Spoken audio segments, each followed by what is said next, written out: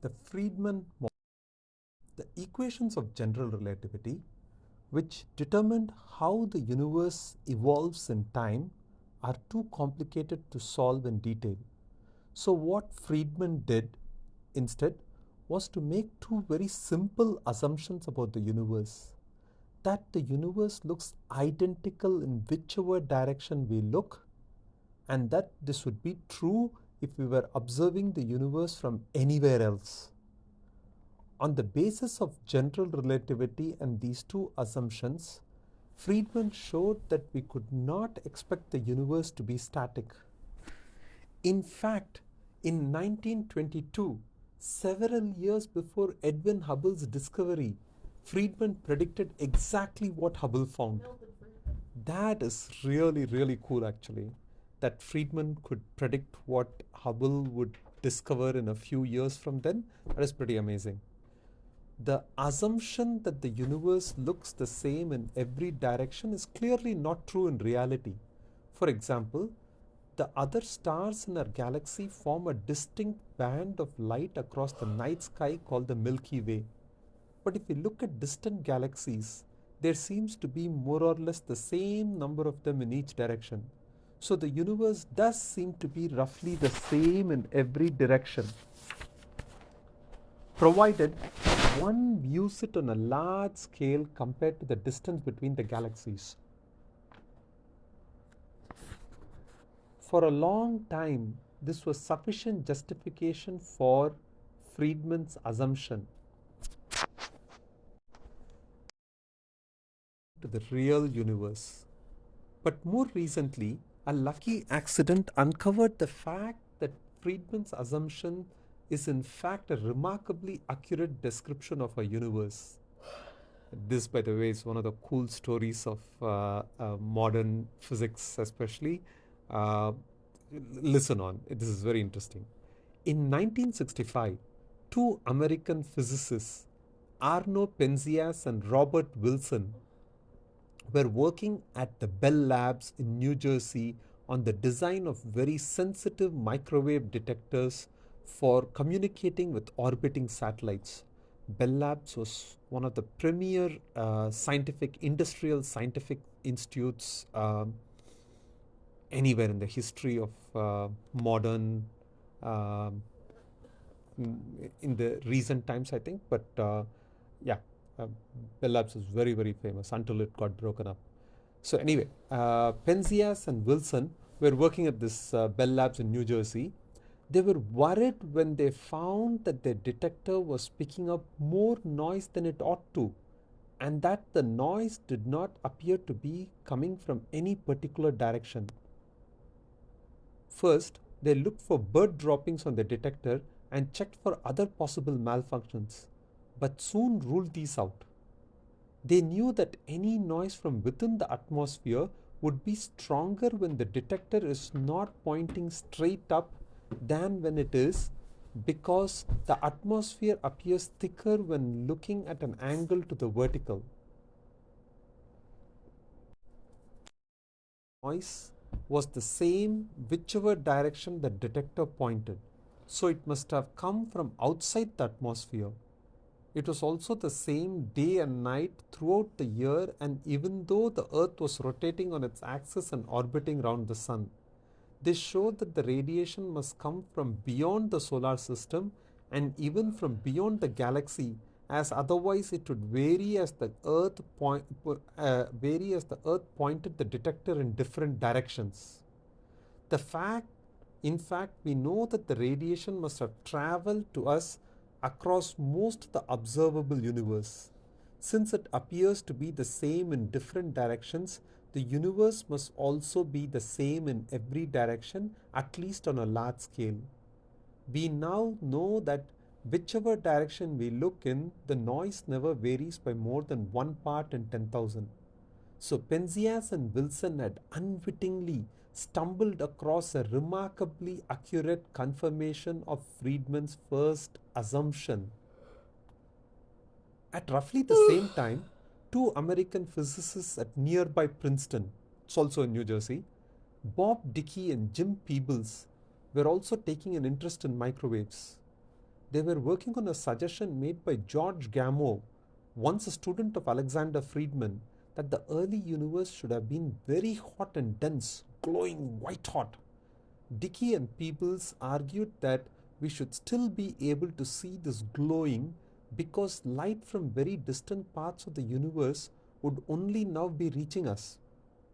However, the expansion of the universe meant that this light should be so greatly redshifted that it would appear to us now as microwave radiation. Dickey and Peebles were looking for this radiation when Penzias and Wilson heard about their work and realized that they had already found it.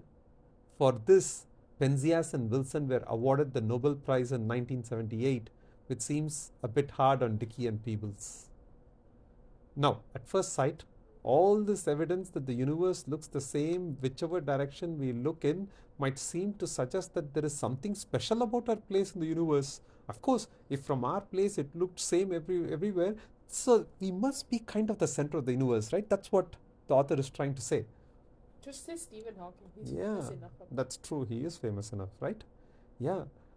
In particular, it might seem that if we observe all other galaxies to be moving away from us, then we must be at the center of the universe. There is, however, an alternative explanation. The universe might also look the same in every direction as seen from any other galaxy. This, as we have seen, was Friedman's second assumption. We have no scientific evidence for or against this assumption. We believe it on grounds of modesty. It would be most remarkable if the universe looked the same in every direction around us, but not around other points in the universe. In Friedman's model, all the galaxies are moving directly away from each other. The situation is rather like steadily blowing up a balloon which has number of spots painted on it. As the balloon expands, the distance between any two spots increases, but there is no spot that can be said to be the center of the expansion.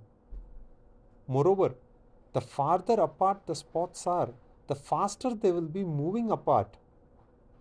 Similarly, in Friedman's model, the speed at which any two galaxies are moving apart is proportional to the distance between them.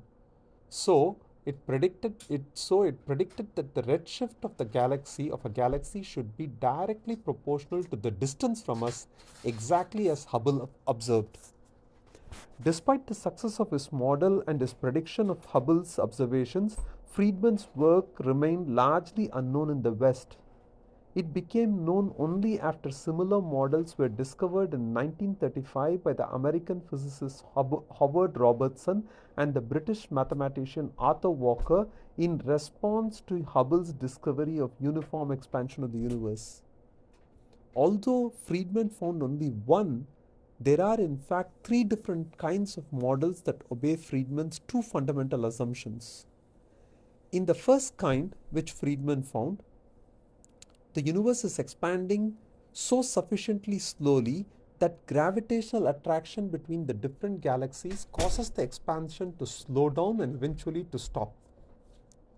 The galaxies then start to move towards each other and the universe contracts. The distance between two neighboring galaxies starts at 0, increases to a maximum, and then decreases back to 0 again. In the second kind of solution, the universe is expanding so rapidly that the gravitational attraction can never stop it, though it does slow it down a bit.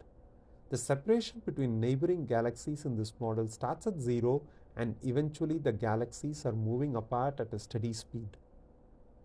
Finally, there is a third kind of solution in which the universe is expanding only just as fast enough to avoid recollapse. In this case, the separation also starts at 0 and increases forever. However, the speed at which the galaxies are moving apart gets smaller and smaller and smaller, although it never quite reaches 0. A remarkable feature of the first kind of Friedman model is that the universe is not infinite in space, but neither does space have any boundary. Gravity is so strong that space is bent round onto itself, making it rather like the surface of the earth. If one keeps traveling in certain direction on the surface of the earth, One never comes up against an impassable barrier or falls over the edge, but eventually comes back to where one started. Space in the Friedman model is just like this, but with 3 dimensions instead of 2 for the Earth's surface. The fourth dimension, time, is also finite in extent, but it is like a line with 2 ends or boundaries, a beginning and an end. We shall see later that when one combines general relativity with the uncertainty principle of quantum mechanics, it is possible for both space and time to be finite without any edges or boundaries.